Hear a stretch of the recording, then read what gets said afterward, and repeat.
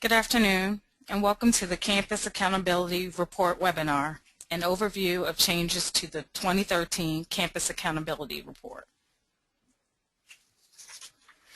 The presenters for today's webinar will be Dr. Thomas Wickenden, Ms. Teron King, and Ms. Emily Jacobs. We will begin by reviewing the outline for today's webinar. The webinar will begin with a welcome from Dr. Thomas Wickenden, and the webinar will cover three main topics. The first being new campus and program standards, the second being mitigating circumstances for student achievement, and the last topic will cover placement definitions. Please note that the webinar will be made available on our website at the conclusion of the webinar. We will also have a question and answer session at the conclusion of this presentation. Please reference topic 1, 2, or 3 when drafting your questions so that we can better organize the response process.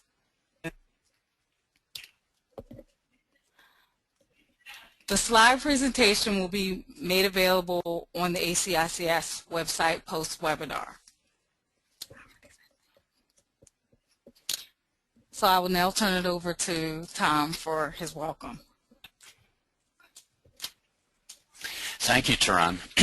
And welcome to all our members who are joining us this afternoon for the first of perhaps annual webinars on changes to the CAR, because as you know, we update the CAR every year.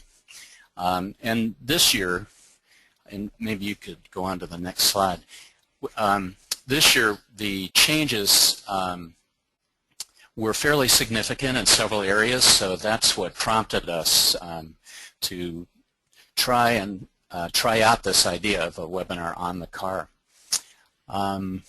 We're going to cover and answer questions about most of the changes, but in particular the more significant ones. Next week, we will actually launch the CAR. We're still working with our contractor to iron out the final wrinkles and finish our testing.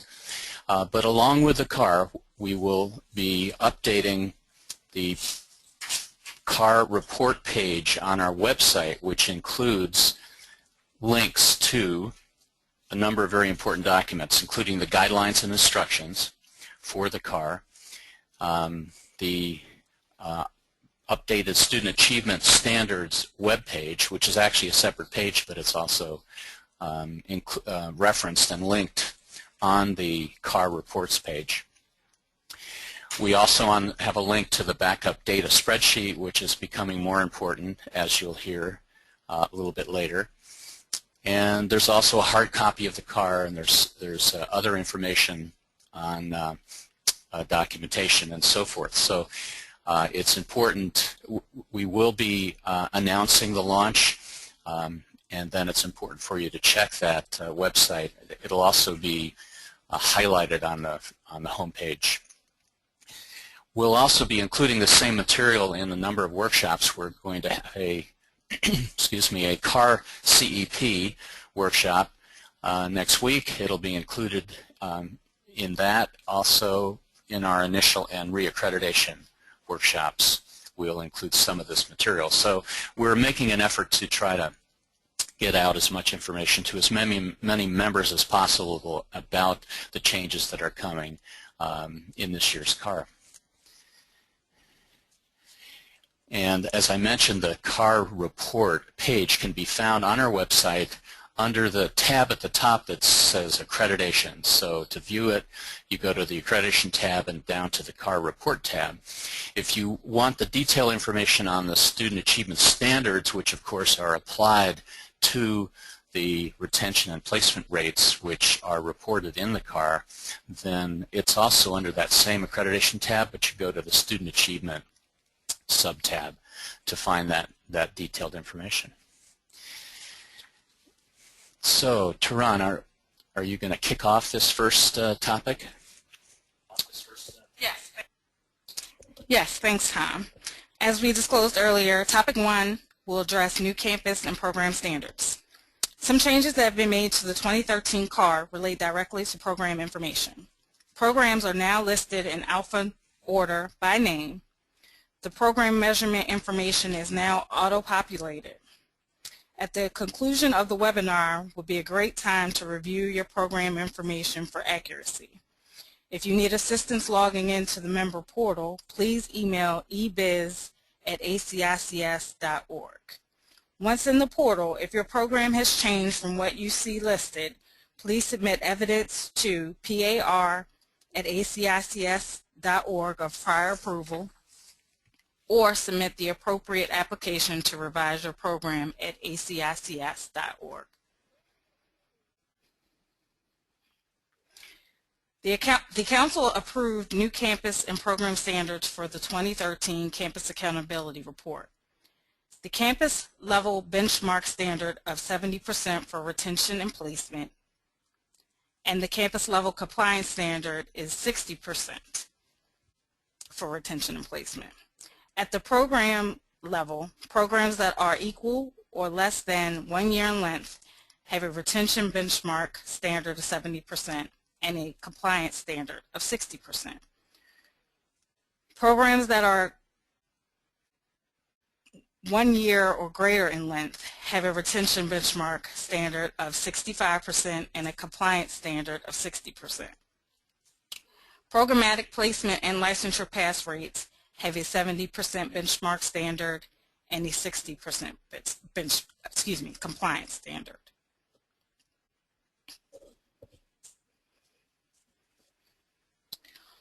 What is required of a campus if they fall below the benchmark standard? A campus that falls below the benchmark standard must develop a campus improvement plan and fulfill any other requirements that the Council has acted upon. A program that falls below the benchmark standard must develop and implement a program improvement plan, which should also be incorporated into the CEP.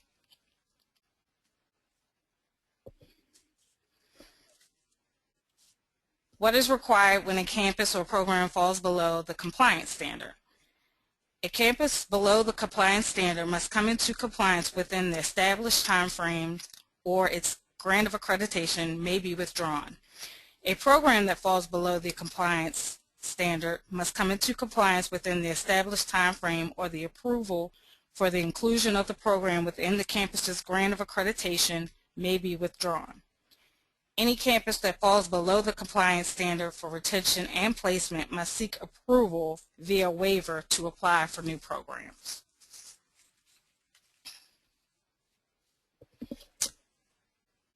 Please note that the 2013 CAR will only have questions regarding retention and placement.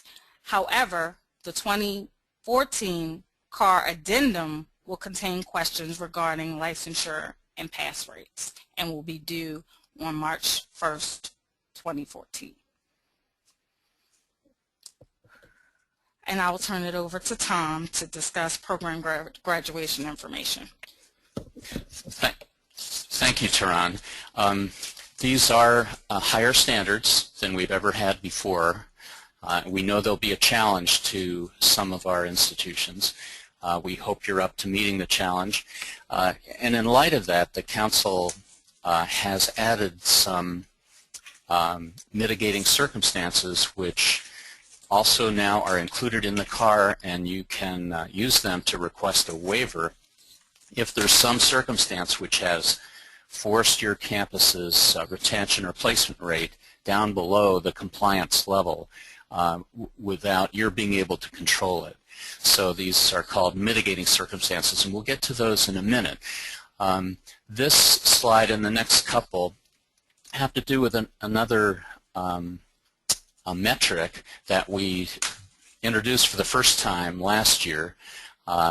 It actually is not going to change very much in this year's CAR, but about half of the institutions which submitted data on the comprehensive graduation rate metric did not correctly calculate the rate in terms of what we call normalizing it. And so we wanted to include a few slides in today's presentation, not because it's changed, but because we hope those who didn't get it right the first time will change and get it right this time. And we've added a worksheet also to help people if you need some additional help. So what am I talking about here? This is a comprehensive graduation rate metric that the Council asked us to develop because graduation rate is an important metric that falls in between retention and placement. You can actually have a very high retention rate and you can have a 100% placement rate, but at the same time you can have many of your students failing to complete or graduate from a program, and those are students who could have racked up quite a lot of debt without completing or graduating. They could be unable to obtain a good job to pay back their loans, and this is a problem that we're all facing. So it's important that we implement this new metric so we can track not only who is retained but also who completes, who graduates, and then of the graduates who gets placed. So it's important, and it's a very simple measure. It's really just the percent of those who complete or graduate compared to the total number of students who leave a program in any one year. So that would be those who graduate or complete plus those who withdraw. So it's really just the percent of the total leavers, we'll call them, who graduate. However, there are two minor wrinkles in this particular metric. It's a very powerful metric and has many advantages. The main one being that it includes everyone who graduates, no matter when they started, how long they've been in the program, whether they went part-time, full-time, whether they transferred or were new. So it's much, much more comprehensive than any of the Department of Education's metrics. However, because it's so powerful, it is impacted by changes from year to year in new enrollments. So one wrinkle is to pretend that the new enrollment each year is the same as it was the year before. And we do that through a process called normalizing. There's a lengthy, detailed, technical explanation, if you're interested, in the guidelines about what normalization is and why we're doing it. However, essentially it means you have to track the new enrollment. And the second little wrinkle in this metric is that the new enrollment actually each year has to be updated based on any students from the new enrollment for that particular year of entry who transferred out of the program. So we have automated this calculation in the ACICS backup data spreadsheet, so you don't have to worry about it. But if you don't use the spreadsheet, if you use your own spreadsheet or you use your own student information system, Campus View or something, programming, then you have to do this yourself. So that's why we're including a little explanation of it. So number one, each year there's a column you have to add to your spreadsheet or your report showing the year of entry for every student. And of course any new student, and new is defined as a new start or a student who transfers into the program or re-enrolls in the program. Those are all classified by this definition as new enrollment. So you have to, for all those new students, you have to put in a 2013 year of entry. And we have some examples, and I'll show you in a minute. At the same time, you maintain the years of entry for those students who are in the beginning enrollment because they were there before. Secondly, the second thing you need to do is update the new enrollment, really just bring it forward from the previous year, because the ACICS backup data sheet automatically calculates your new enrollment for 2013. And it automatically adjusts the new enrollments for 2012 and 2011 based on transfers out in 2013. So once you just carry forward, and I'll show you in a slide how to do that, you're all set to go. It's all automated. However, if you didn't do it, number one, we're asking that you show in your own calculations, if you don't use our spreadsheet, the use of program norms, which will demonstrate to us that you're normalizing your data. Otherwise, we don't know, and we can't tell whether the data is accurate or not. And then we have a worksheet that we've added for anyone who doesn't use our spreadsheet and who wants to figure out how to calculate the new enrollments. So the next slide will show just a little piece of the data sheet, the backup data sheet. This is supposed to be, the idea is that you'd use a separate sheet for every program. So this is called the program data sheet. You'll notice the first row with numbers are actually the questions on the car. So question number 1 is that is the data answered by the data that's in that column. And then the program totals are right underneath that. So once you've entered the data on your students into the spreadsheet, the total pops in there, and that tells you that when you get to your car, you go into the portal, open up your car program report for this program, you pop 14 into the answer to question number 1, 6 in answer to question 2A, 1 in answer to 2B, and so forth. So it's laid out nicely to be convenient for you. And then you'll see a list of students. Every student gets a row. We didn't put names in, but you would probably put a name or an identifier of some kind. Please don't put a social security number, because we do ask you to submit the backup data, and we don't want to violate the confidentiality of social security numbers, but some sort of identifier. And then the second column in this sheet is for report year of entry. So a student, let's say in 2011, was a student who entered sometime after July 1st, 2010 and before June 30th, 2011. So it's that second year. The report year of entry is indicated here by the second year of the report year. And then there's the program name and beginning enrollment and so forth.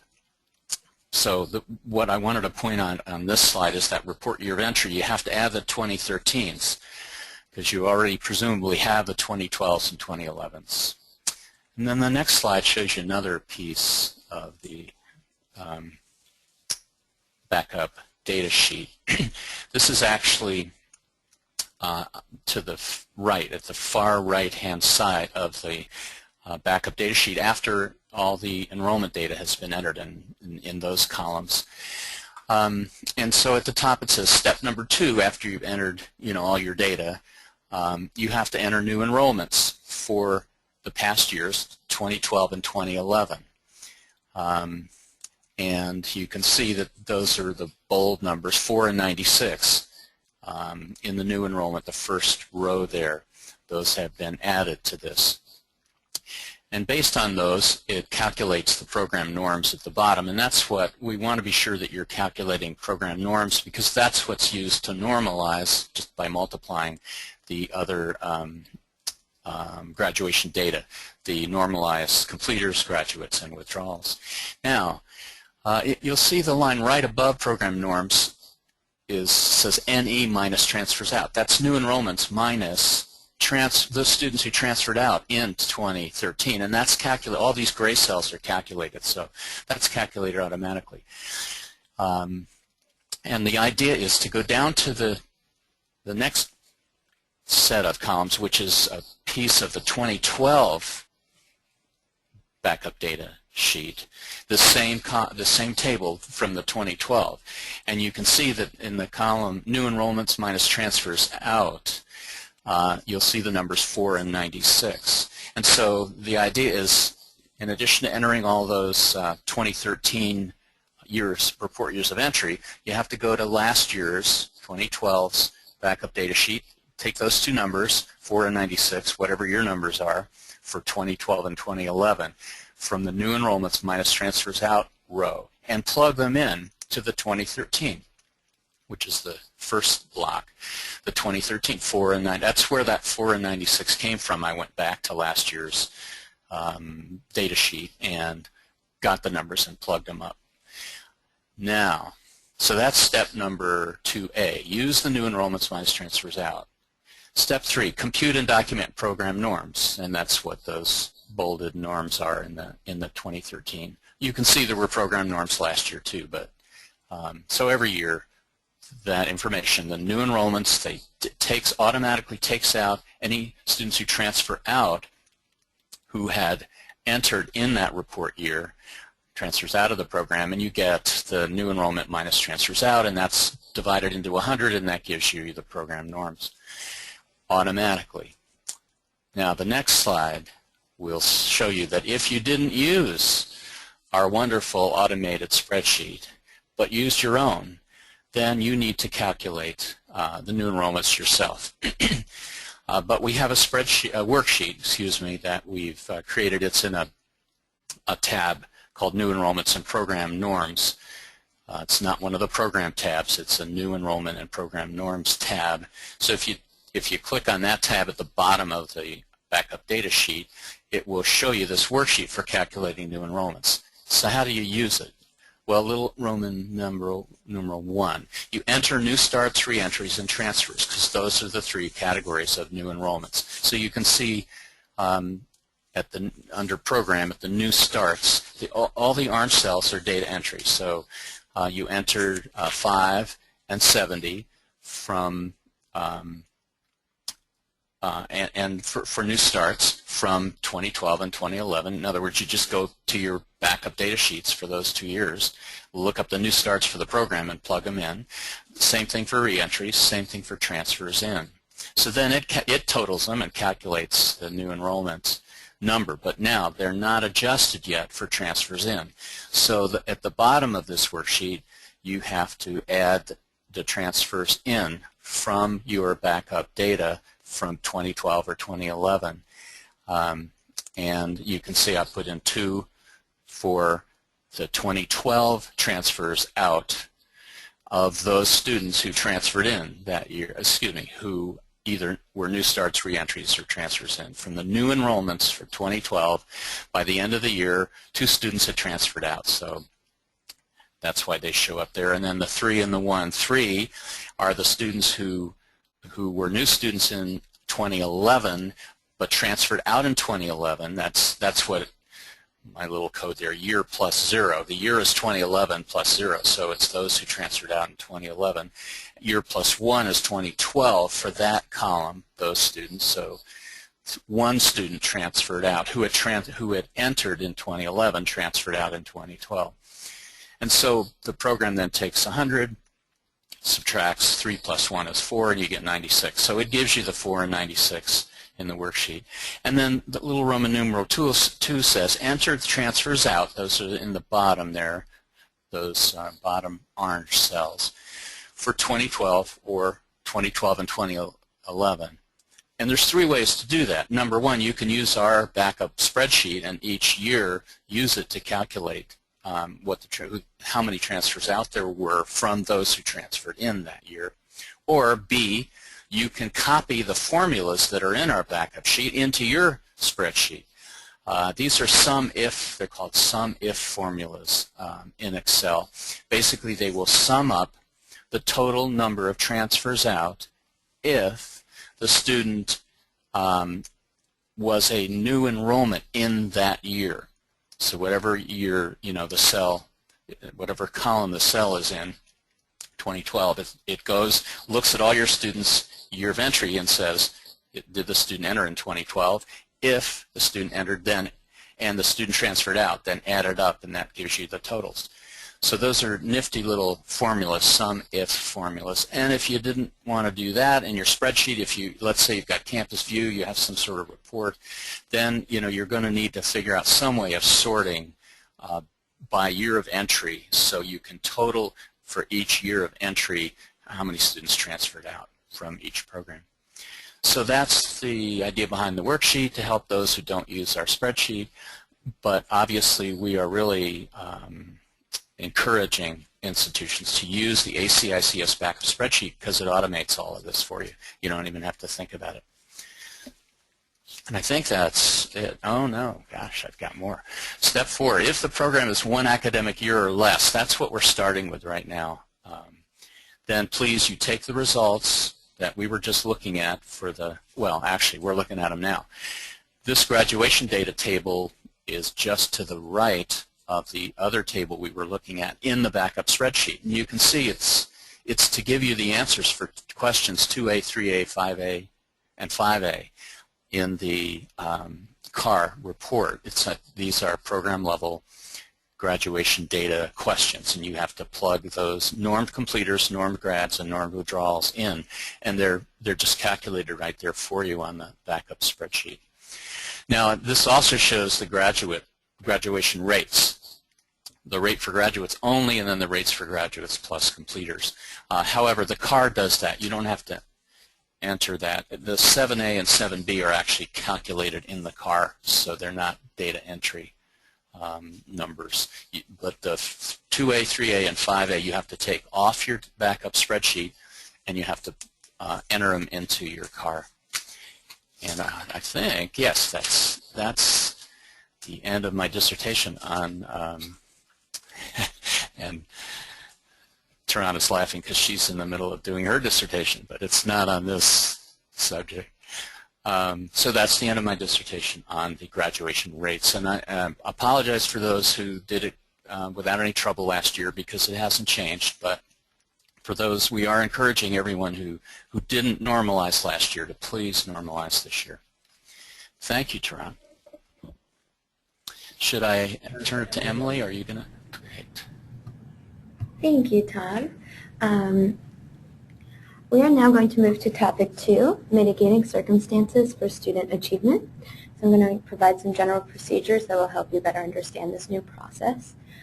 First, as you know, retention standards apply only if enrollment is greater than or equal to 10, and likewise placement standards apply only if graduates and completers are equal to or greater than 10.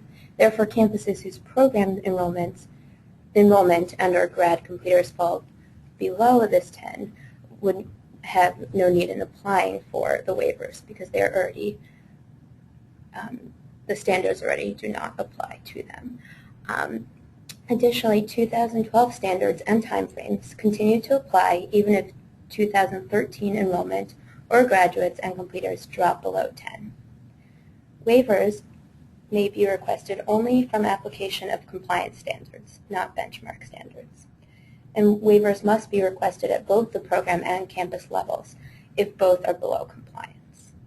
And now I'm actually going to turn it back over to Dr. Wickenden to go deeper into this topic. Thank you, Emily. Good job. This is the first time that we've had waivers and questions on waivers. I think Emily mentioned that in the CAR. And so hopefully they'll work. You never quite know when you modify a report or a survey instrument like this. I mean, one issue is that you won't officially know whether you're placed on warning for being below compliance until the council reviews your data at its December meeting. On the other hand, when you enter your data into the CAR, it calculates your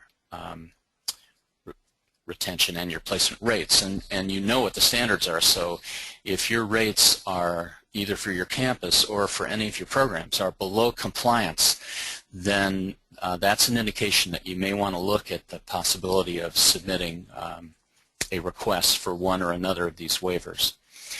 So timing, you have to kind of anticipate by looking at the results of your data and the application of the standards to them.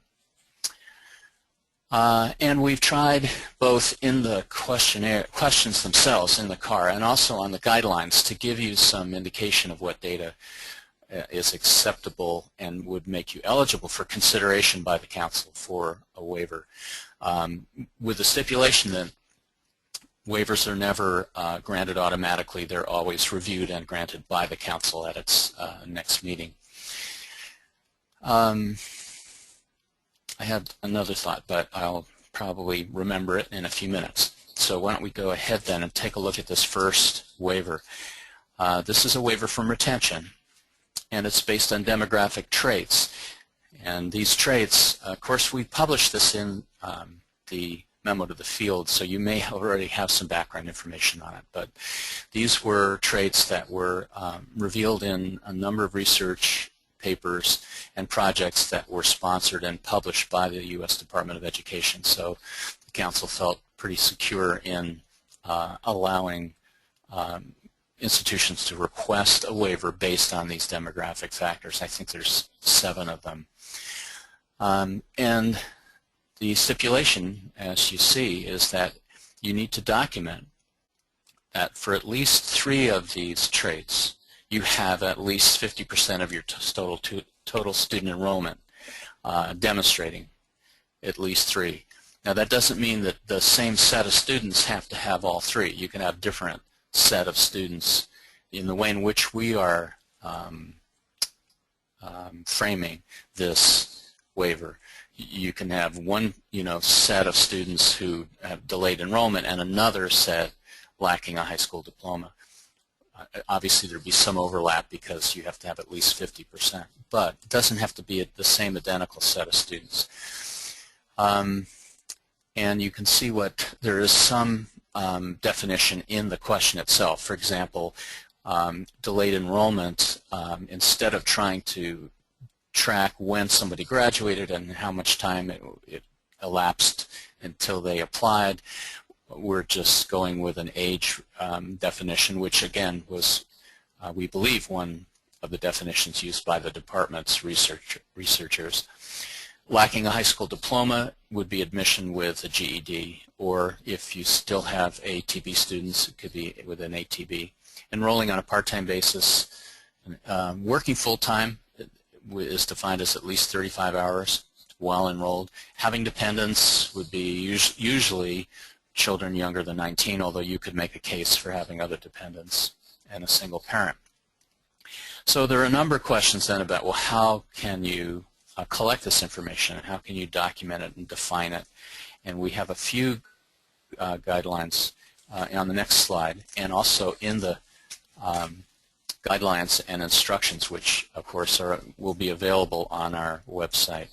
So traits may be recorded or demonstrated at any point during the reporting period. In other words, you may say, well, at what point would a student have to be 25? Would they have to be 25 before they start as a new student, the 2013 reporting period, or what? And we're saying no, at any time during that period. And so if you do a survey at some point and you ask your students, you know, how old are they, and and then you provide that as documentation, it doesn't, you can ask how old are they at that point in time, or how old were they, what was their birthday during the last, you know, July 1st through June 30, any way you want to ask it. There's no restriction on exactly when. Traits may be documented through existing administrative data, because you already may have data, especially on the financially related traits. And you can use that, and you can generate surrogate or proxy measures based on your existing administrative data. We don't want to force you to go through a huge administrative nightmare just trying to collect this data. However, you may need to do some additional survey work on some of the information. That third bullet is what I was just talking about, the financial data. The Department of Education takes the FAFSA forms and other information on students, and they process it, and they produce and make available something called an ICER for every student, and that has a lot of financial information that would relate to issues such as, are you financially dependent or independent? What's your wage been throughout a particular period of time? And you could use that to document that students are working full-time.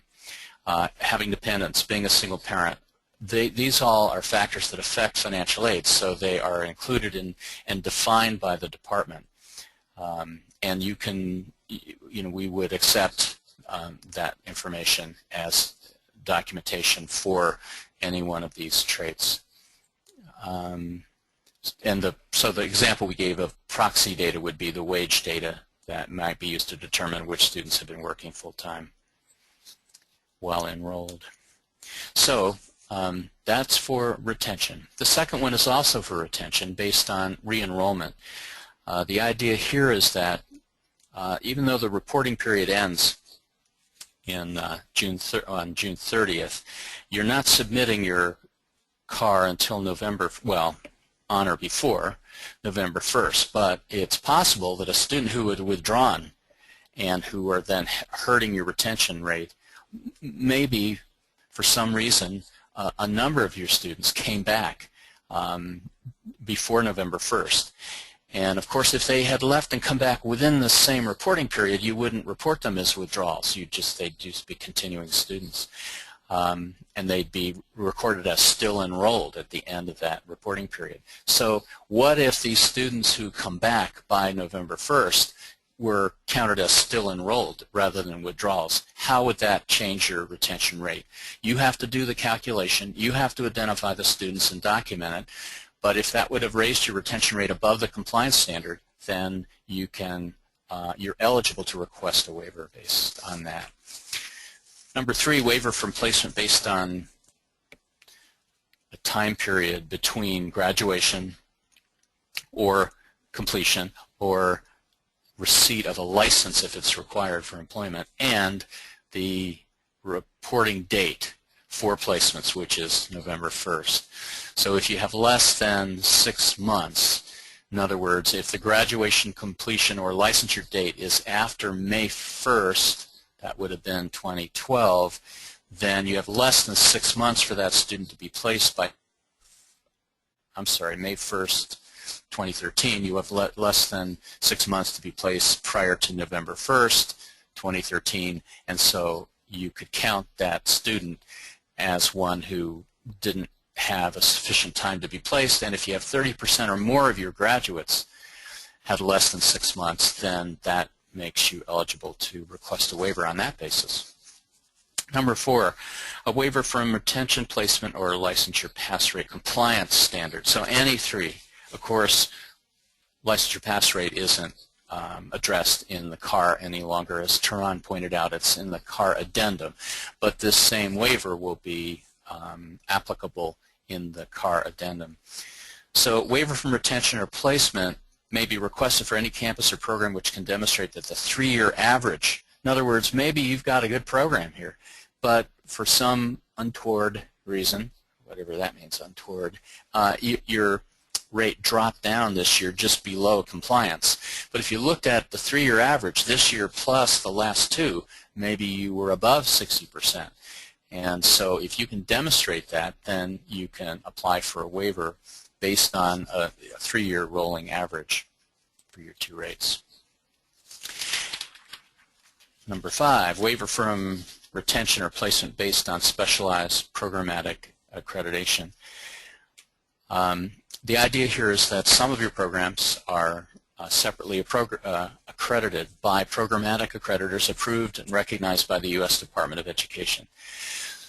And some of them may have their own standards for retention or something like it, like completion or graduation. And some of them may have a standard similar to placement or employment. They may call it something a little different, but it may be very similar. And since this is a programmatic accreditor, they should have a lot of they are already recognized by the department as being experts in evaluating the quality of that particular program. And so the council thought, in terms of waivers, that we might defer to any programmatic accreditor that was recognized, that had a standard, and obviously you were accredited, meaning you were in good standing. Your program was in good standing, in compliance, I guess it says, with the standard. So if that is the case, and yet, so if that would only help you if their standard was lower or because of the definition of the rate was different, and you were in compliance with their standard but not with the ACICS standard, then you could apply for a waiver on that grounds. And then document it, please. Upload the documentation. And I think somewhere it says also, yeah, it's the next slide, you need to also upload an improvement plan. Waiver based on other circumstances. We could have just had this one question and had you submit everything that you felt was a factor that was not under your control and which was lowering your rates below the compliance standard. However, we want to make the administrative burden as light as possible on us by defining as many of these waivers as possible. So we predefined 5 of them, but number 6 is an open-ended narrative text box for you to enter and describe any factor that you feel has influenced, I don't want to say unfairly, but in a way that you could not control or anticipate. You can describe it, and then you need to document it and upload the documentation as well. So that's an opportunity for you to tell us about any, if you've had a plant closings in your particular town and it's just decimated employment opportunities for 1 or 2 of your programs, tell the council about it and then document it, with some newspaper clips or some information. Now there are 1 or 2 slides about additional requirements. So when submitting a request, please do 2 things. Upload documentation for the data. In other words, enter the data into the CAR, like what % of your students demonstrate this trait. But then show us a copy of your survey report and results, or your administrative data, or whatever it is that you're using. And of course, that's also applicable to your other waivers. And then secondly, the council's concerned that we not just sit back and relax just because there's some factor that in this particular year has lowered your ability to comply with our rates. We want you to be trying to figure out how to address it. So the council asks that you also write out a program, if it's a program below compliance, or campus improvement plan if you have a whole campus which is below a compliance, and upload those as well. And the last slide talks about the fact, well, it's next year. Since this is the first year, we have mitigating circumstances. It's the first year anyone is submitting one. But next year, if you are in a position where you feel the need to submit a second request for the same mitigating circumstance, for the same program, the council is going to look to see for 2 things. 1, can you demonstrate as part of your improvement plan that you have improved? You may not have come up above compliance yet, but you need to show that there's some demonstrable improvement in either your retention or your placement rate. And secondly, that you are making a sufficient investment of resources to address it. Well, what does that mean? I'm hoping the next slide will answer that question. Yes, sufficiency of service is what we're calling it. Now, remember, that's not for this year. This is next year. If you request a waiver for the same circumstance, even if you can show that you're making some progress in your improvement plan, as part of your improvement plan, the council would like to see how you're doing on these measures, these financial operating ratios. Instructional salaries as a % of your instructional revenue, instructional expenses as a % of revenue, student recruitment, depreciation of equipment, occupancy expense, administrative, and very importantly, student personnel services. So these are measures that are already reported in the annual financial report that you submit within 6 months of the receipt of your year-end or your audited financial statement. And so we actually summarize them and publish them for various ranges of revenues in our key operating statistics document. And starting with next year, we're going to publish not only the average but also the standard deviation. So if you're in a situation where for the 2nd or 3rd year in a row you are asking for a waiver for something, the council wants to see that you're within the normal range of our institutions that are similar to you in terms of their educational revenues. And if you're below, let's say your student personnel services budget line is is more than one standard deviation below the average for other ACICS accredited institutions in the same range of revenues as your school, then you're going to need to explain why that is, why you're not putting as much money into student personnel as others. So, you know, obviously the idea would be that, you know, maybe if you were, students would have more support for career services and finding jobs, and your placement rate would be higher. So that's the idea behind sufficiency of service. And I think that ends topic 2, the mitigating circumstances. So we did the standards, which we know are going up, and there's some modifications there, and then mitigating circumstances through which you can request a waiver if there's some factor that you can't control. Tehran, let me turn it back to you and stop jabbering away here. Thanks, Tom. Thanks, Tom. Topic 3 covers ACICS's definition of placement. The new definition of placement was proposed in September 2012 and published as final and effective in January 2013. This definition is being implemented for the 2013 CAR, and as a direct result, there are new questions that have been added to the CAR for this year. However, they are optional. These definitions will be a part of an independent placement verification program that Tom and Ms. Sarah Frazier are working on developing that will be tested in 2014 and implemented by 2015. And I'm going to hand it back to Tom to kind of touch on different aspects of the placement definitions. Thank you, Tehran. I'm actually going to start by reading the last bullet in your last slide, because it says the new definition broadens the concept of placement while making the basis for the definition much more specific. The reason that I'm reading that is that it's the broadening the concept of placement.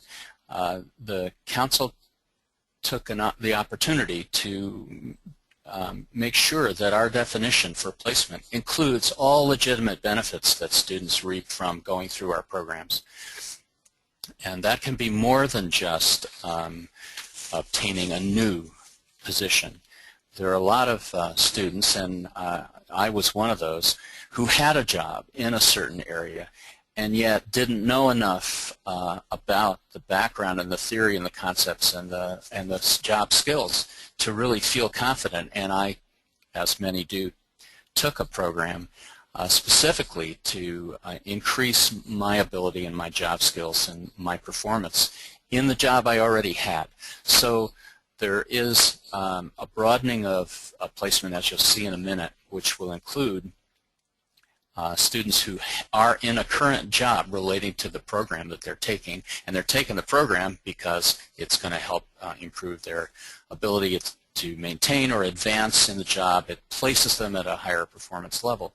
So because of that, the fact that we are now changing and broadening to some extent the definition of placement, we thought it was important to track the basis on which our institutions are classifying the placements. Every employment that is classified as a placement will be entered in the CAR and will be used as part of the calculation of the placement rate. However, we have added 4 questions which break out the basis for classifying a placement, so that eventually when our institutions have time to modify their data collection and student information systems so they can report them automatically in the CAR, then we'll be requiring them, and we'll be able to report not only the placement rate but the different ways in which placement is classified. So going back then to the idea of this new definition, and if you go back one slide, Tehran, for me, thank you. There are 3 basis on which a placement can be determined. This is sort of a new approach that the Council is taking based on what our institutions are already being required to do.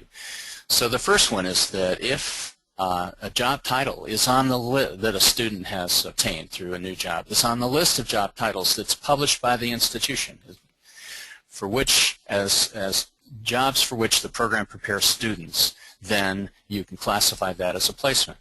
Well, where does that come from? It comes from the Department of Education's requirement of Title IV institutions. You can include up to 10 titles. You have to use a little device they've created called the SIP to SOC crosswalk.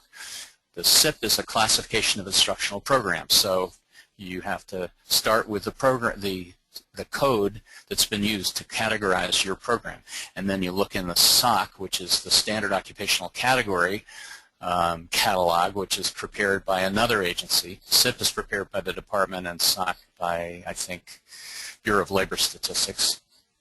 But they've gotten together on this great crosswalk. And so that crosswalk is an attempt to demonstrate that the occupational skills that are required are the same as the skills that are taught in the programs. And so that's the connection, but it's evidenced by the titles, and if the title's on your list, you can use it. Obviously, that would only be relevant to Title IV institutions and would only relate to the titles which were on that particular list. But that's one, and it's quite different. The other two will sound a little more familiar to you, I believe. And, of course, you may have read about these in the memo to the field, as Taran mentioned. The second basis for classifying a placement is that if the job requires the use of skills learned in the student's program as a predominant component of the job.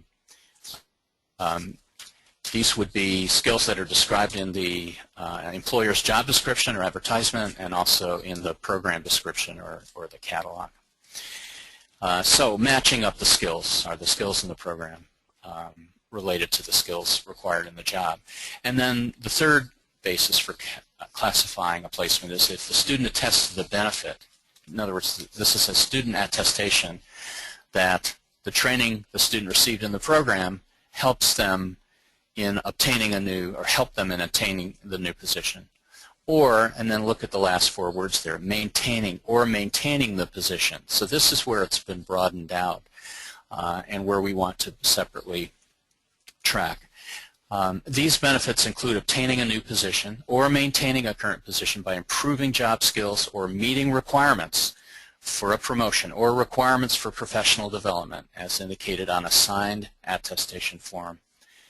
So we will be developing a template to be used for signed attestations, although this year anyone who's developed their own attestation form, that's very acceptable, since as long as it meets the requirements of that particular part of the definition.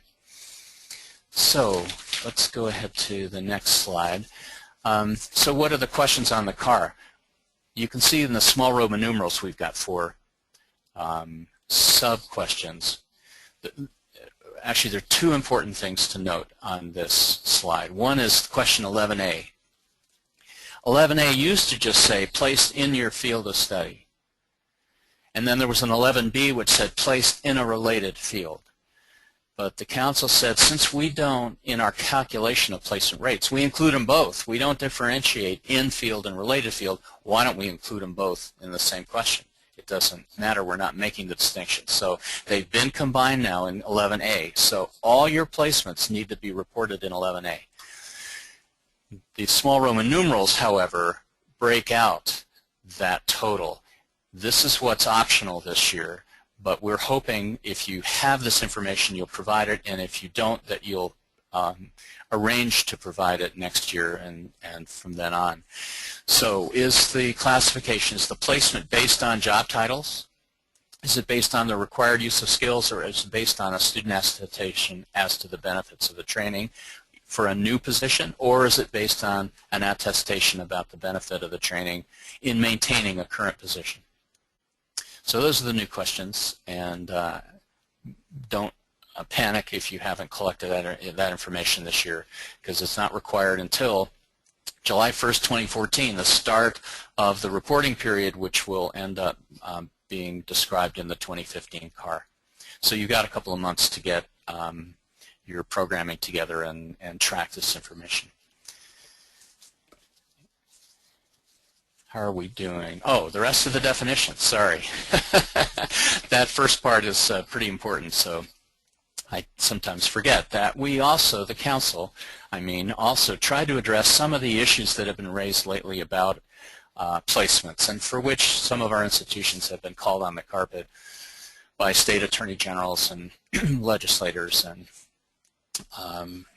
education committees in hearings. So one is length of employment, and rather than say you got to be employed for a week or 18 days or some arbitrary number, the Council said, why don't we say that the intention behind any legitimate job, and that is to say any job that we classify as a placement, is that that job will be continuing. In other words, it won't be offered with as a temporary job with a fixed end date. It'll be continuing. Or if it is a temporary job, it'll be sustainable, meaning that you can repeat the job, you can have multiple contracts if it's a single contract, multiple clients, multiple customers. It's sustainable over time, and in that sense also continuing. So length of employment, you can't just have a one-day job and call it a placement. Non-traditional employment, the Council was explicit in saying we're not just talking about traditional employers.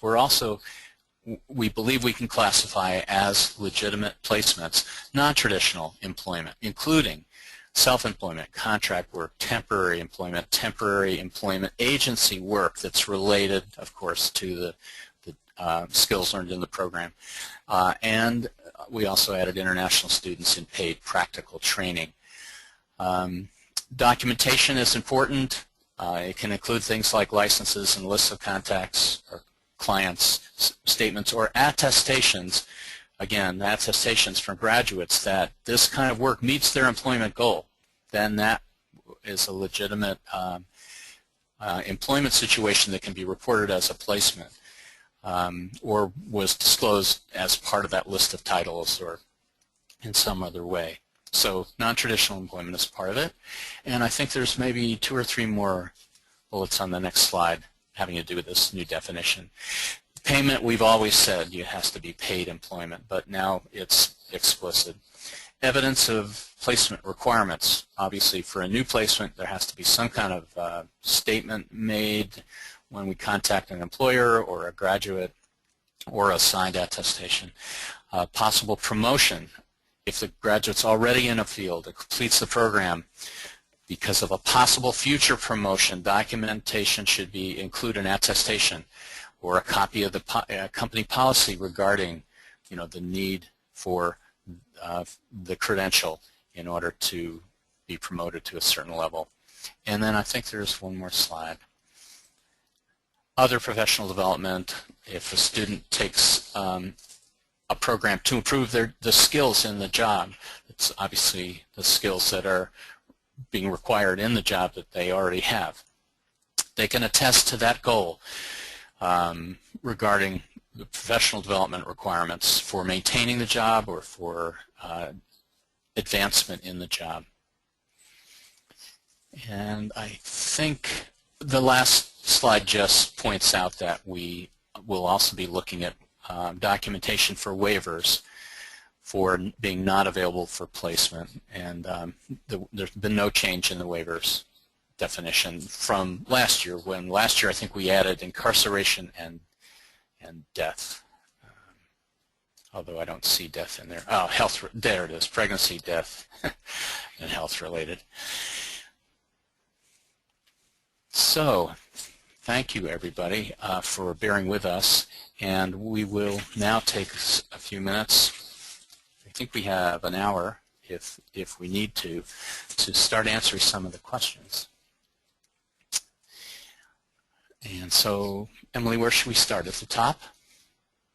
That sounds logical, but all right. So let's, I don't think you can see these questions, can they? So we'll read them and then try to answer them. Number one, are the program sheets to be submitted for programs that are less than a year only? Can we get this recording? Oh, I'm sorry, that's the next question. So the program sheets, that would be the data sheets. Yes, we would, well, for 1 year or less only. Well, let's see. Let me back up.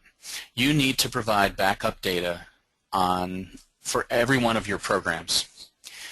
But it's when you go to enter the data into the CAR that you will only need to enter the data for programs that are 1 year programs, 1 year or less, academic year or less long.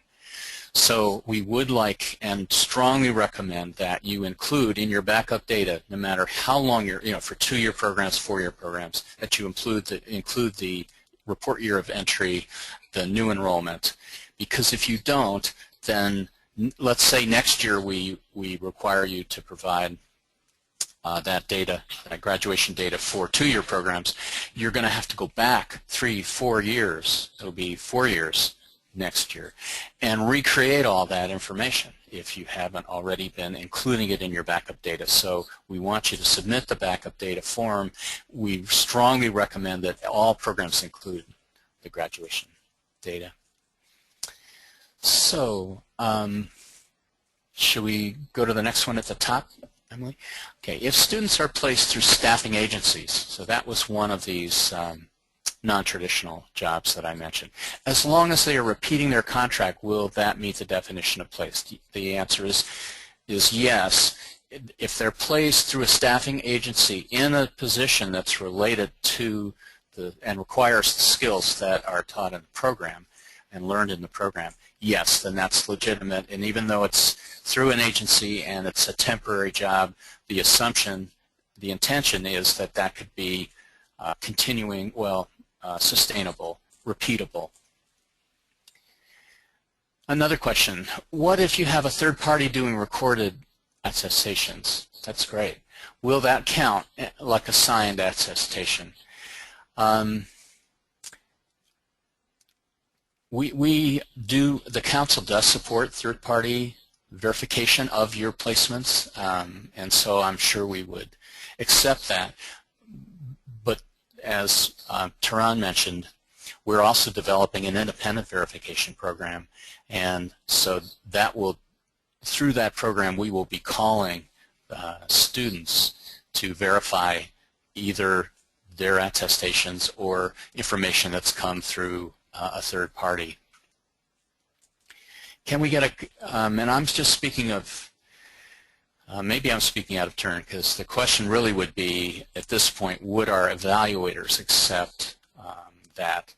And of course what the evaluators do is they call the employers, evaluators on team visits. So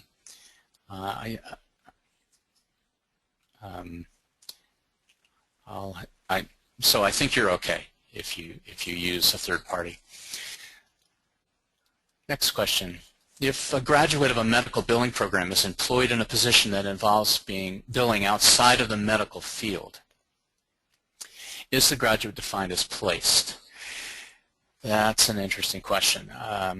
In a sense, technically it comes down to whether the employee could have gotten that job without having been trained for medical billing.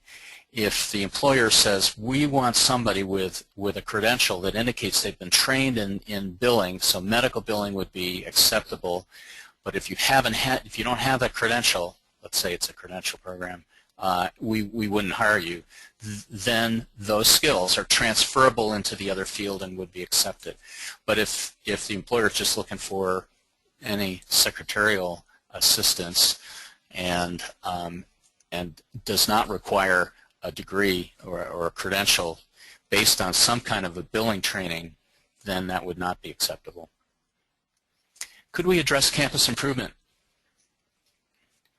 Could we address campus improvement plan related items in our campus effectiveness plan? That's a good question, and it relates to something I should have pointed out, which is the council is going to require, well, Taran pointed it out, that if you're required to do a campus improvement plan because your rates are low, you have to attach that plan to your campus effectiveness plan.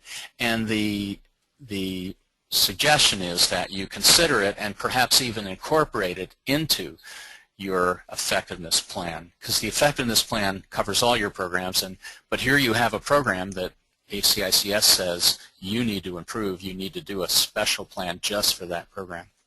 So number one, it has to be attached. Number two, not only can you address it, that would be wonderful to address it in your effectiveness plan. And the same thing for campus improvement plans.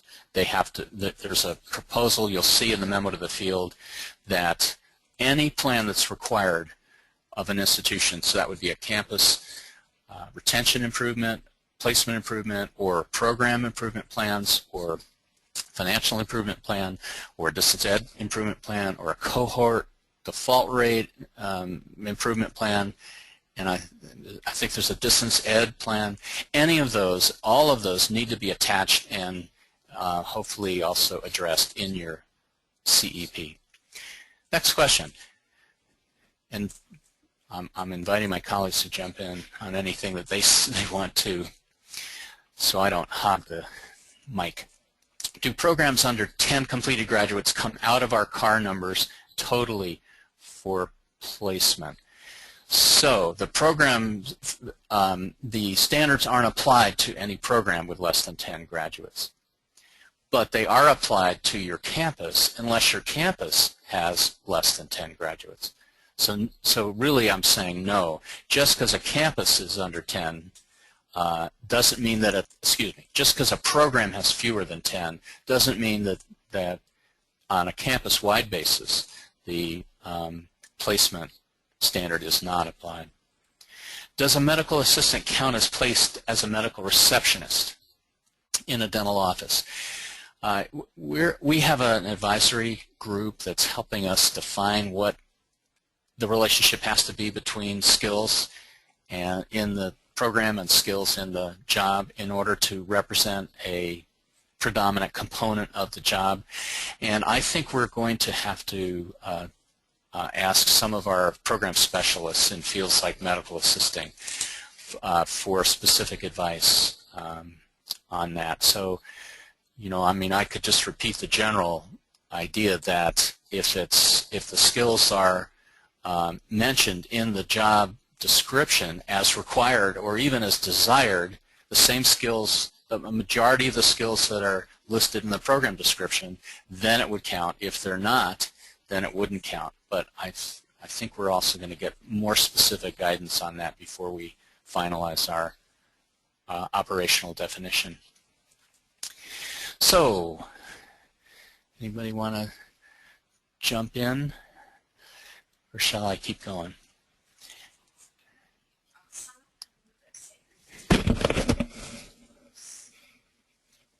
Should we jump down? Okay, should we start toward the bottom then? I mean, here's an easy one. Will you be sending out a copy of the presentation today? Well, we won't send it out, but we'll be posting it on our website, so it'll be available. Will you get an example or template for graduate placement attestation? Yes. We're actually, Sarah, do you want to, well, you don't have a mic. Do you want to talk about how we'll make those available? Thanks, Tom. So with respect to the question about when the placement attestation form and other necessary forms will be available, we are looking to post those as early as next week and as late as the first full week in September. So not only that, we will be hosting a webinar to let you know when the forms are available and how they function. So we'll walk you through them in a similar format to what we're doing today.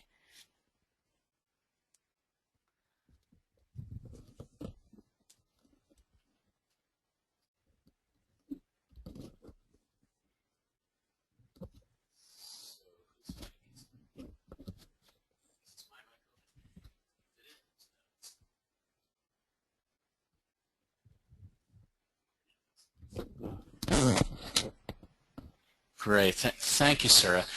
I hope all you members were able to hear Sarah because we were having a little trouble getting our mics turned on and off. But she said that not only will we be posting things on a website, we're going to have a webinar specifically addressing the issues and documents and tools that we're developing as part of the placement verification program.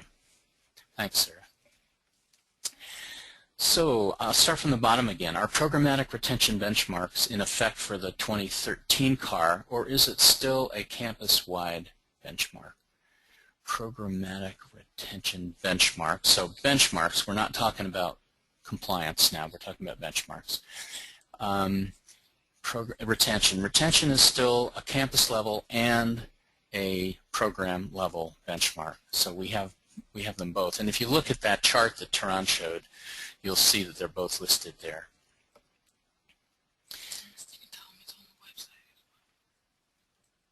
Yes, those are not only in the materials that we provided for this webinar, but they're also on our website. They're on there now under on a page called Student Achievement, but we'll also be providing more information when we update that. A graduate is no longer pregnant near the close of the reporting period and still does not wish for assistance. Can we keep that record as waived? At this, once again, we are working with our committee to finalize these the definitions, the operationalizing of the definitions. But at this point, we're thinking pretty much if you can document that you're pregnant at any point during the reporting period, you can count that as a waiver. So that's draft. It's not quite final yet, but that's what we're discussing. Does a medical assistant count? Okay, we talked about that as a receptionist. We will come out with some specific scenarios and examples for some of these fields, like medical assistant, where it's quite difficult to just use a general criterion. Does ACICS distinguish between part-time and full-time employment? Do part-time positions count as placements? We've wrestled with that at the staff level because there are a lot of incentives for employers to offer part-time positions now. How do you define a part-time position? Many of the non-traditional positions really might take up the same amount of time that a part-time position would. Students may well want, their employment goal may be to have a certain part-time position, and part-time positions may require the same degree or credential that a full-time position does. So on those grounds, at this point, we are not distinguishing between part-time and full-time, except that if you have a part-time position that requires less than 20 hours a week, we're asking the student, as part of our verification, or no, I think it's part of the attestation, how many hours. In other words, we're going to track part-time because we don't want to end up in a situation where there's some pattern of abuse or underemployment, especially if the student hasn't indicated that it is their employment goal. So at this point, as long as the student indicates on the attestation form that the part-time job is their employment goal, and if it's less than 20 hours, they tell us how many hours, then we're allowing for it. So Sarah will answer the next question about placement verification. This question, sorry, okay, my mic is on, fantastic. This question relates to actually the waivers for the financial ratios and whether you're meeting the standard deviation that will be established in the forthcoming key operating statistics. So someone asked here in the group whether ACICS publishes our financial ratios that were referenced earlier. And the answer is no. We don't explicitly publish any ratios. What we do publish is the key operating statistics for you to be able to gauge where you are in relation to other campuses and institutions in your own revenue range. And again, in the forthcoming KOS, we will have a standard deviation that will determine what is acceptable and whether you fall within that particular range. So while we don't publish specific ratios, we will allow you to see where you fall in with other institutions that are similar in revenue to you.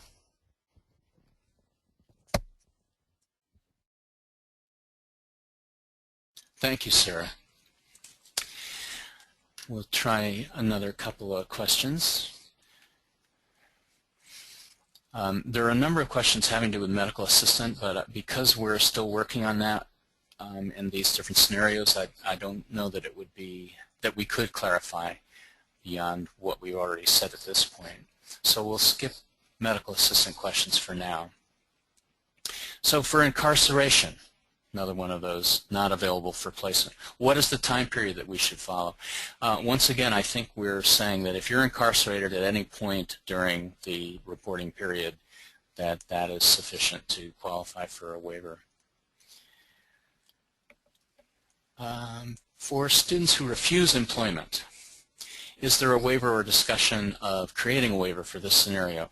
The Council has never allowed for a waiver for students who refuse employment. In fact, it is specifically stated in the guidelines, which were there before I arrived 6 years ago,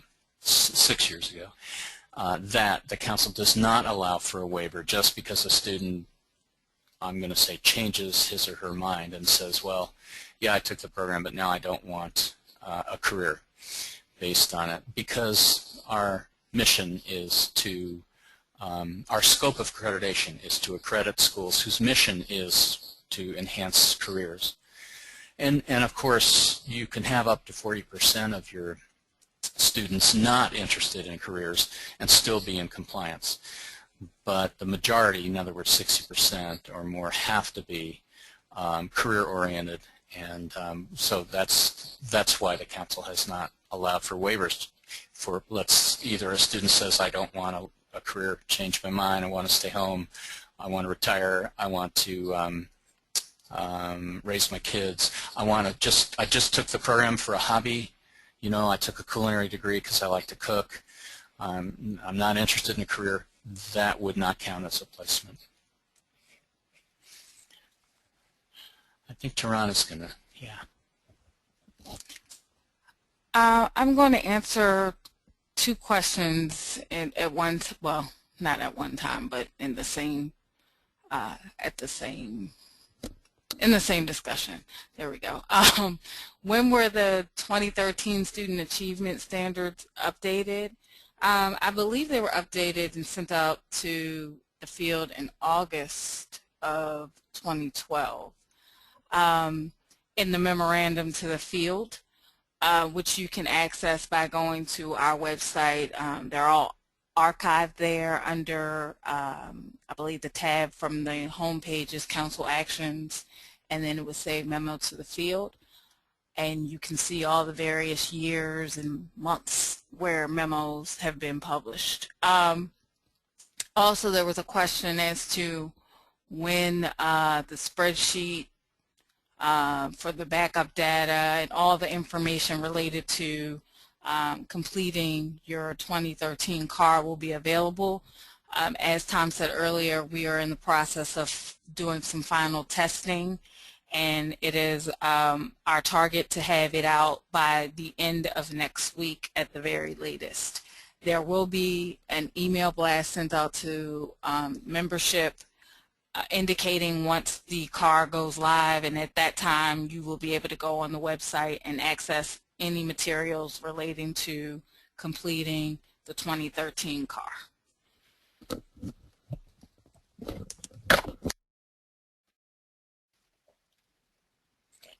Thank you, Tehran.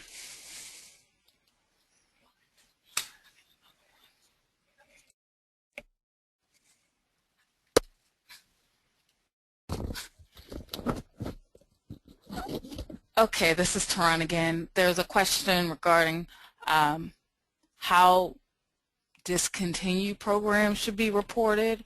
If the program was discontinued during the reporting period, it's then the obligation of the institution to notify the AID department, which is now Campus Development. Susan Greer heads up the program portion of that department, and let them know that you have discontinued a program, and they will go into our database and discontinue that program on the date so that those programs will not pull up on your 2013 CAR. So again, it's very important for everyone to take a glance at your programs and make sure that they are accurately displayed in your member portal, and if you see that they are incorrect, to do one or two things. If you already gained approval and for some reason it's incorrect, to email par@acics.org and submit that approval notice. Or if it has, if you have not changed it yet with ACICS, you would then need to go onto our website through the member portal and submit whatever application you need to submit to have that information corrected. But I can't stress the importance of doing this sooner than later because we do service a lot of member institutions, and you don't want to get stuck too close to the CAR deadline trying to remedy some incorrect information.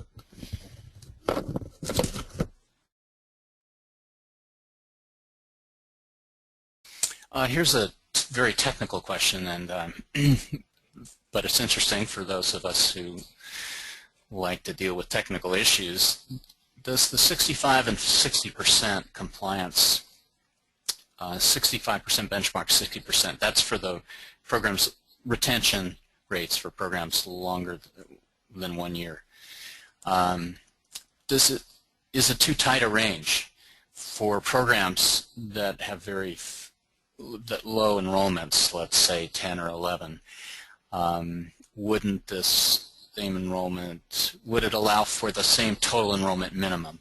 So on the one hand, if you have enrollment of 10 and 6 of the students are retained, that would be 60%. So you'd be above the compliance target but below the benchmark target.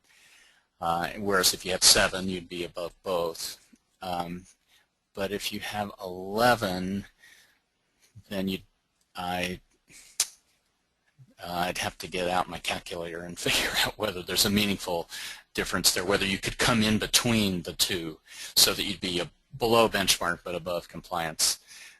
It's possible that in some cases you might not, but it's certainly with 10 you can, 60% being the example. Topic 1, your slides show the data sheets with data to be entered for 2012 and 2011, 29 and 2010 are also there. Will that be needed as well? Those are not required, but I included them those other years. In other words, we're now requiring 3 years data from 2011, 12, and 13.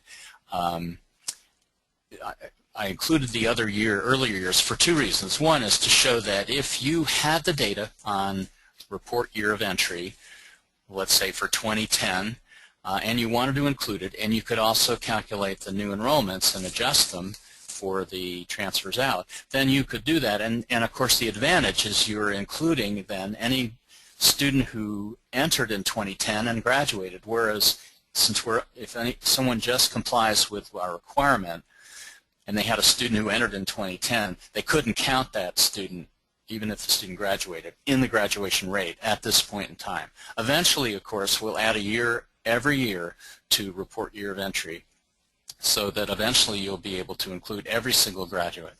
So it would be advantageous, but it requires you to do it. That was the main reason.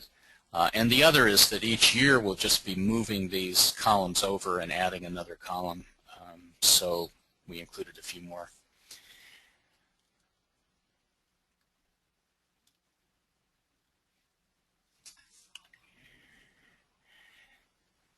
Is the webinar going to be available after the session? Yes, it will be. We'll have the slides, and I think we're recording and we'll put the recorded webinar on as well.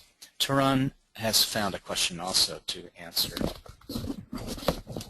Actually, I have a couple of questions I can probably answer. There's a question, is there a contact at ACICS if we have any questions in the future? I'm assuming you mean car-related questions, and as you complete the car, you can feel free to contact myself or Emily Jacobs via phone or email as you complete the car, and if you have questions. Where is the other question that I saw?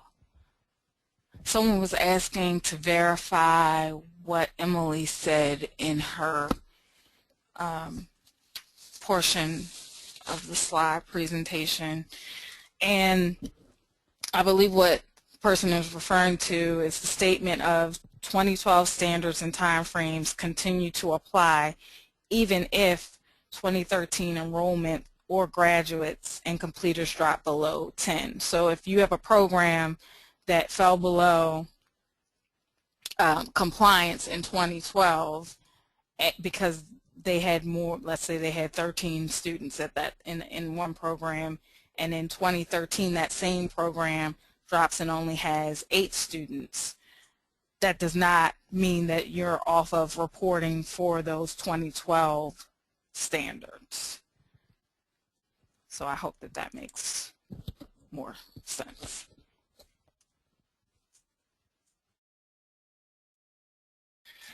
Thanks, Turan. I'll read another one.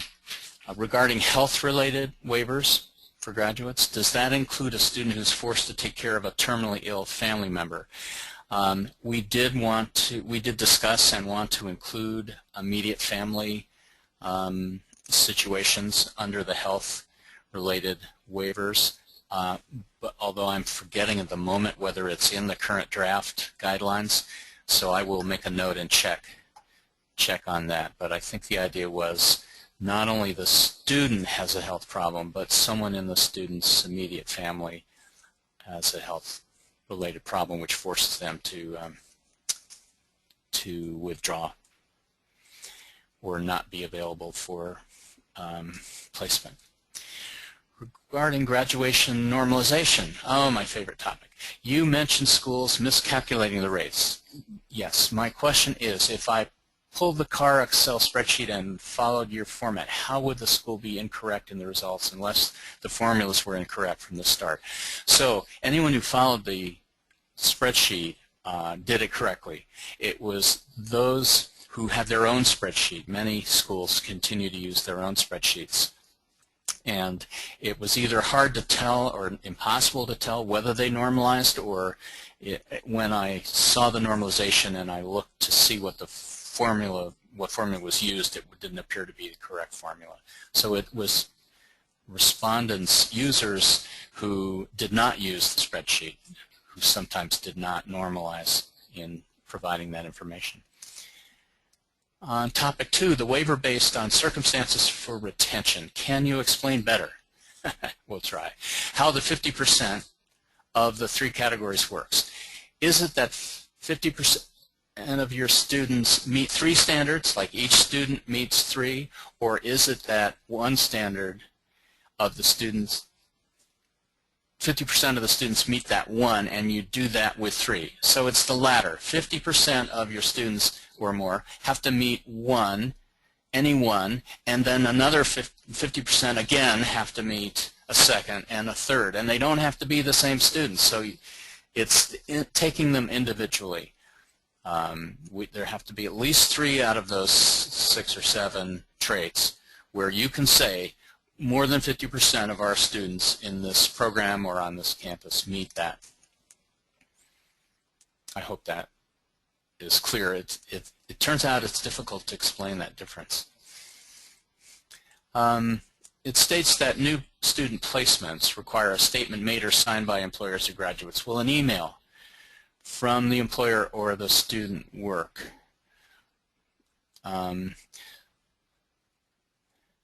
So if we can verify it, then I think you can, although that's getting then into another issue, which is, let's say we can't verify it, then we're going to look for documentation. And the question would be, would email be acceptable documentation? I don't think we've defined what documentation is acceptable yet for resolving discrepancies. And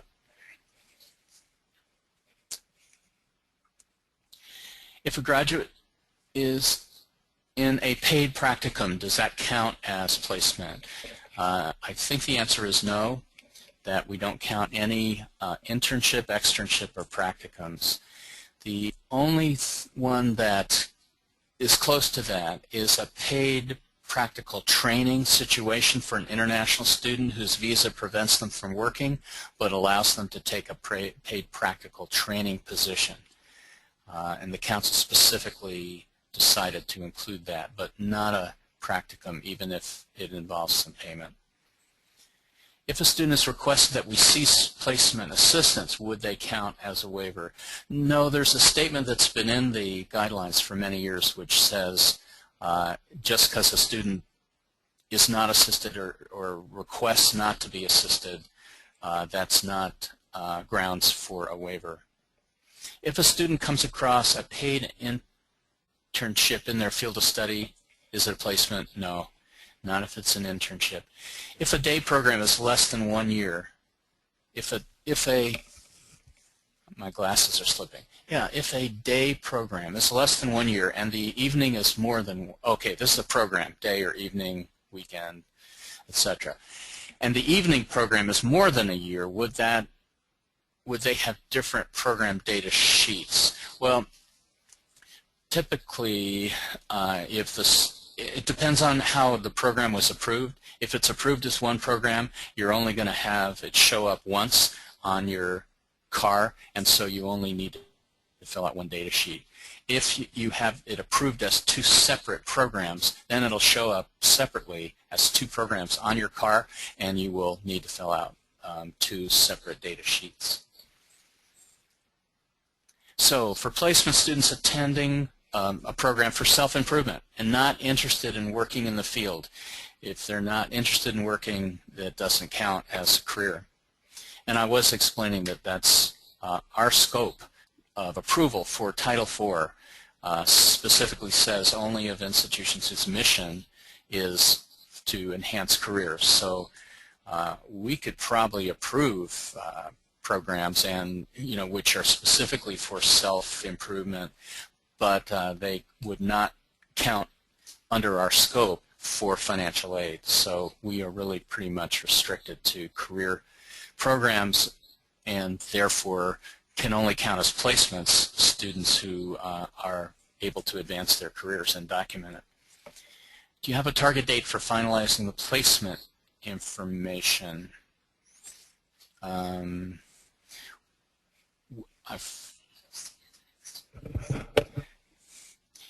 Yes.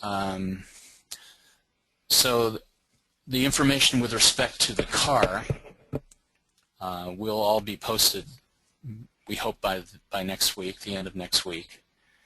And then we will be following up shortly thereafter with information for the verification program, which also has some placement information in it. The definitions, of course, of placement were posted, were finalized last January and posted then. Do you consider a program discontinued if we stopped enrolling in the program, or that if there is no longer any active students? We stopped enrolling in a program a year ago but still have a few remaining students in the program. I'm going to ask Taran if she'll answer that one. It's not official. They're a teacher.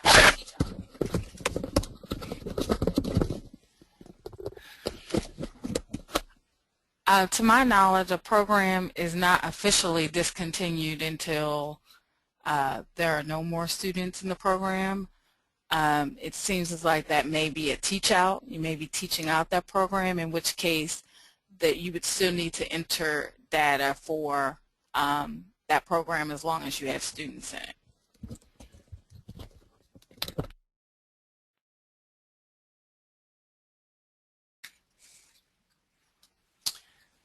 Here's another about the incarceration waiver. I don't think I pronounced that correctly. Incarceration waiver. Can you explain the time frame? Well, we are trying, at this point, we're proposing the most generous interpretation, which means that you would have, the student would be incarcerated at any point during the reporting period.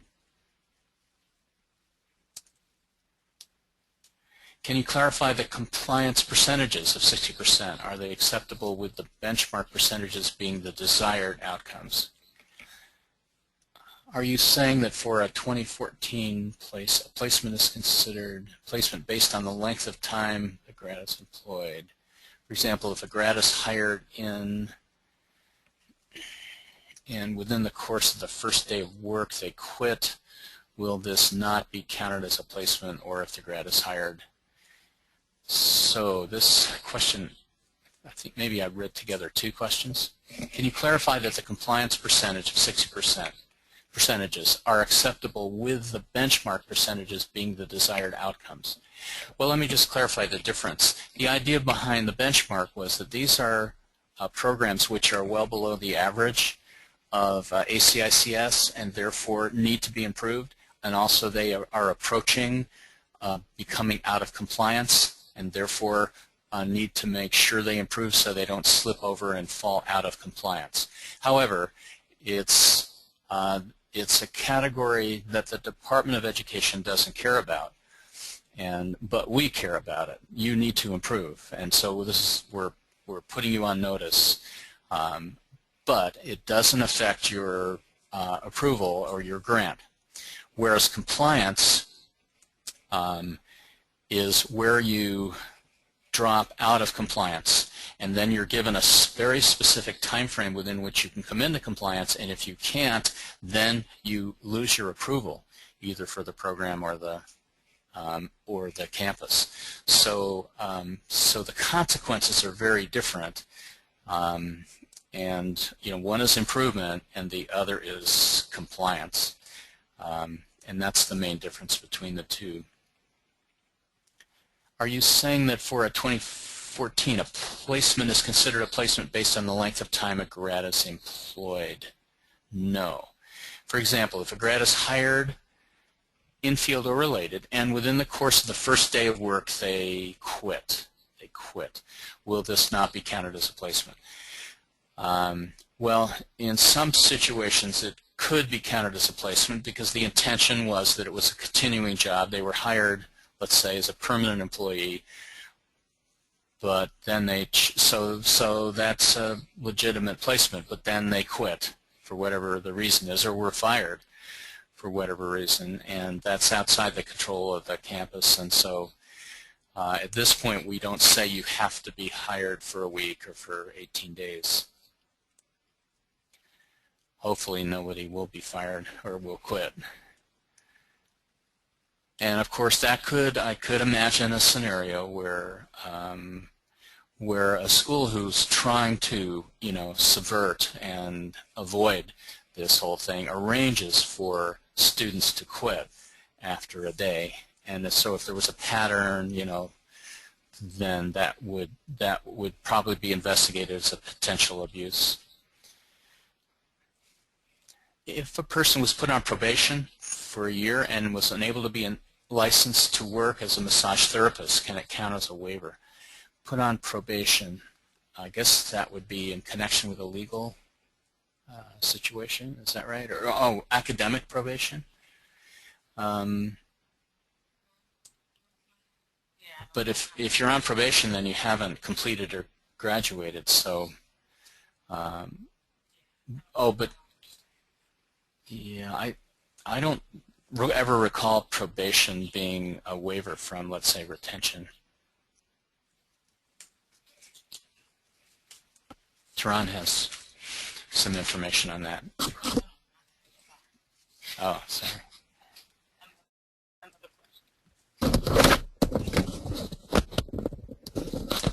There was a question that states, is 60% the standard in retention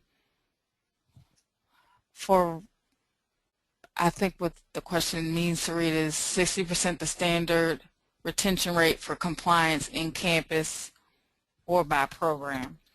And again, I'll refer you to the Student Achievement Standards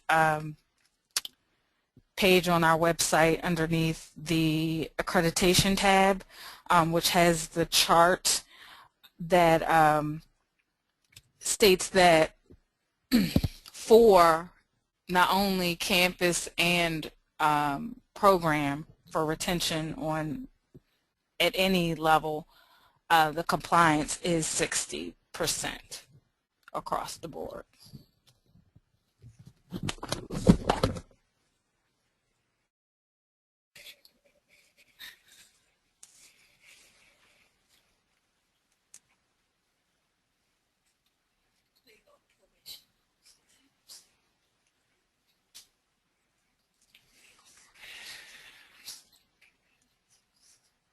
We're reviewing the remaining questions to see if we understand them and we can answer them.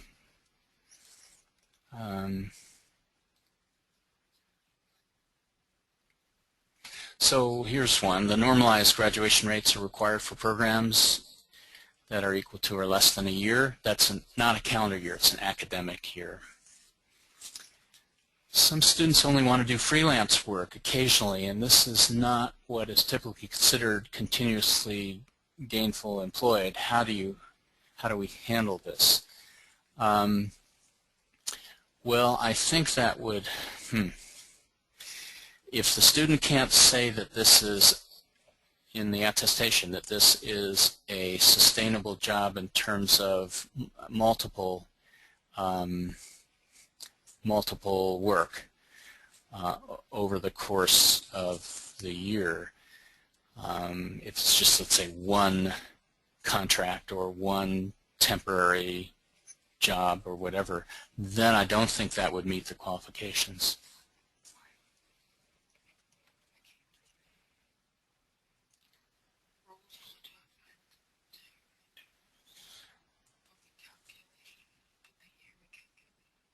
Let me read another one. I don't know that I understand it, but maybe I'll figure it out as I read it.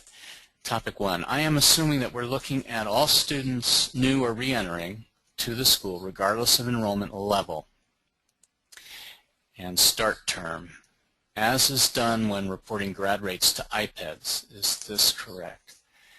So topic 1, assuming that we're looking at all students new or returning to the school.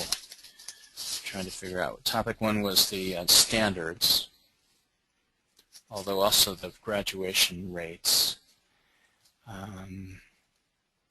Okay, so yes, all students who are new starts or re-entering are to be given the report year of entry of that year, regardless of enrollment level.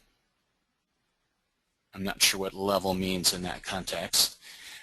Maybe whether they, are transferring in credits, or maybe it means, freshman, sophomore, or I don't know what level means at that point. And start term. In other words, they may have started earlier, or maybe it means during the year they enter as a new start. Maybe it's not the first quarter, it's the second or the third. Yes, they are also to be given that reporting period's report year of entry.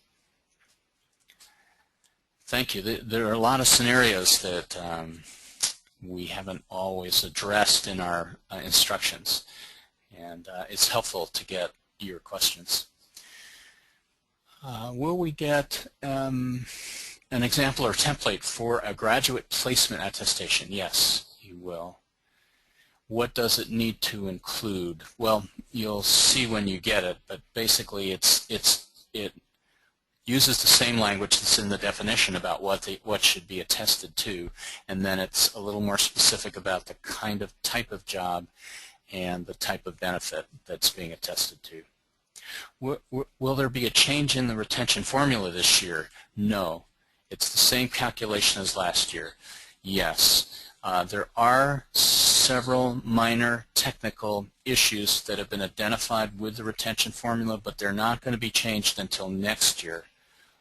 because the rates, the standards were being changed dramatically, and we didn't want to make any changes in the formula at the same time. Would you like to answer one, Taran? Yes. Okay.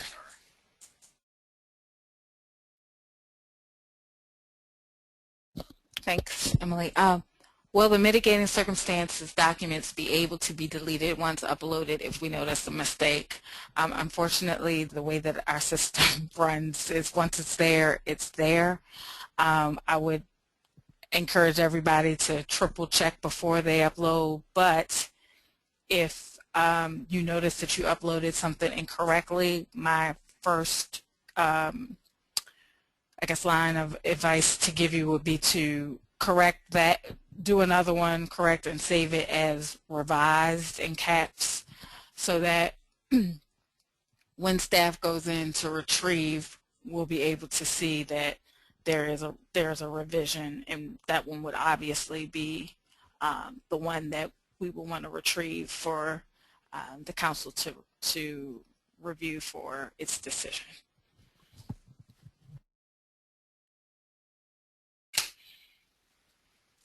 Thank you, Taran. Here's another question that to which I don't really have a good answer yet, but it's a good question and helpful for us so we can work it out. And the question is, will an attestation be needed for graduates that got a job in their field of study only 6 months, let's say, before graduation? Well, on the one hand, they didn't take the program for professional development. They took it theoretically to get a new job, and so that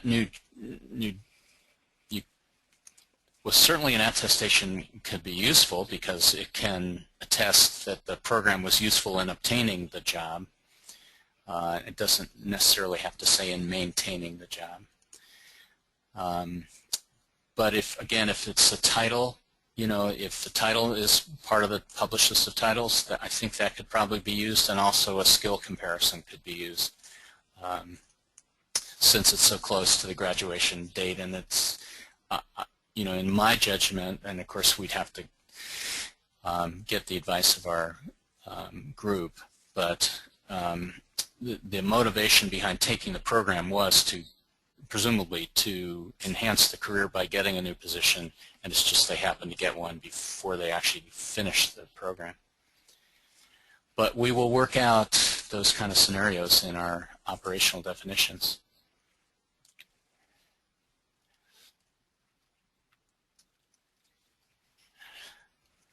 Here's a technical suggestion, which is in the future, are there plans to have a live data worksheet that will automatically fill out the ACICS report? And of course the CAR is automatically over the web. It's just the backup data has never been. Although the observation is maintaining worksheets and transferring data is open to human error, and looking for as much automation as possible. That would, I think, require a fairly substantive decision on the part of the council to require unit record data and develop a database and transfer the data directly into the database, as compared to the summary data that we now receive through the web. Do you see any other questions at this point that would be helpful? Here's another. If a student is hired in a position indefinitely and is released for failing a background check, that's another one of these students only around for a day or a week, can the student be counted as placed? I think, as you know, it's of course important that the student knew they would have to take a background check and knew that what would be required to pass it. But if that's something that's out of the control of the campus, then I think we traditionally have allowed that. If a graduate who is already working in the field has a title that's clearly one of the SOC titles, do we still need a signed? No, you don't need a signed attestation. You can just classify it as a placement based on the titles. When it comes to the program norms, it will let me put in the new enrollments for 2011, but not the transfers out. This part is in orange. So you're probably working with last year's form. And so we will have the new forms up on our website next week.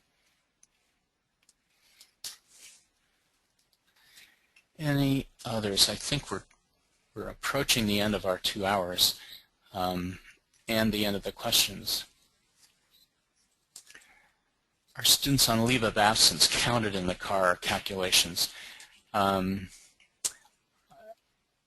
Tehran, help me remember whether leaves of absence are counted as withdrawals or not. I believe that an official leave of absence is not counted as a withdrawal. Yeah, Tehran is verifying that.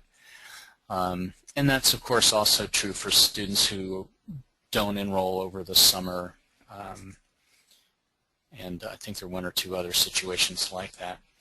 Are the benchmarks effective for the 2013 CAR report? If so, was a memo sent to the field about these changes? Well, Tehran reviewed the benchmarks and the compliance standards, and they're both effective for 2013, and they were both raised this year from last year. And yes, a memo to the field went out about a year ago about those enhancements. For medical waivers, does the student have to have a healthcare provider sign a form stating the student has the medical condition and cannot work due to the medical condition, or can the student sign an attestation statement? I don't believe I've seen a requirement that it has to be a healthcare provider signing a form, and in some cases that might even violate, the Medical Privacy Act. So I think we'd be fine with a student-signed attestation. Are you defining an academic year as 30 weeks or 12 months? I think it's 30 weeks academic year. So it's 15 plus 15 for semesters, and I think it's the same for quarters, and not 12 months. 12 months would be the calendar year. How do you consider if a more than a year? Is it a normal length, 100% or 150? I think we're looking at the normal length of 100%, I think is how we're counting it. Not the fact that you have 150% to finish and still, stay in SAP and get your financial aid. Sarah has an answer. I just wanted to mention, I see a few questions about the placement verification process with respect to contacting employers and the difficulty that may ensue there. And I just want to clarify that for our internal program, and reiterate, we're contacting students to verify the placement. So for anyone who asked a question about difficulty contacting an employer, just remember it's the student who, if you're going the attestation route, it's the student who would attest, and otherwise you would classify them via the SIP to SOC crosswalk or the job description, which will then verify with that student. Thank you.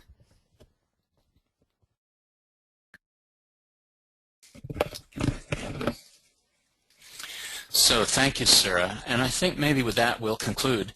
But I do want to thank everyone who's sent in questions.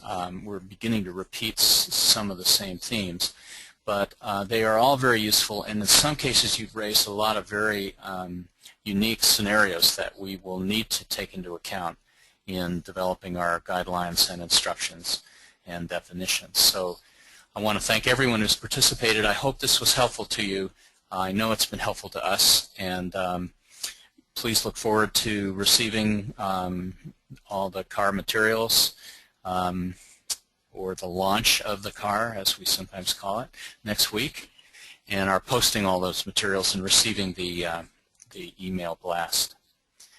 So I think on behalf of everyone here, Emily, Tehran, Sarah, and myself, thank you again, and of course the commissioners who we represent on the webinar. Thank you for attending, and keep your suggestions and questions coming.